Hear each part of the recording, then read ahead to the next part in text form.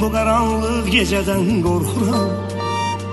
Yenə də sənin xəyalınla baş-başa, yenə də bu axşam nəsə çox darıxıram.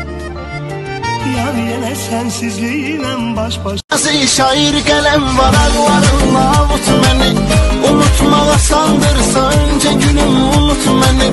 Mən hər gecə gözlərindən dodağına axan yaşam, ağlayıb ağlayıb dodaqlarınla qurut məni.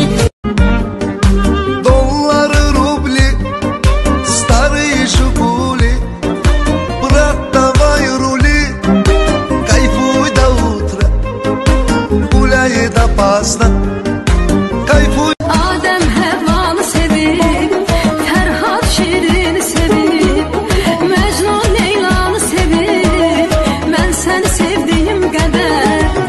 Adem Hevva'nı sevip, Ferhat Şirin. Sen benim sevdiğim insansan, bana aşıksan, bana aşıksan. Xəstələnmişəm, mənə dərmansan, mənə layiqsən, mənə layiqsən. Harda olsan ora gələrəm, sevməsən də yenə sevərəm. Qal desən qalaram, öl desən ölərəm, səni sevən birisi olaram. Sevgilim səni mən atdım, başqasını tapdım.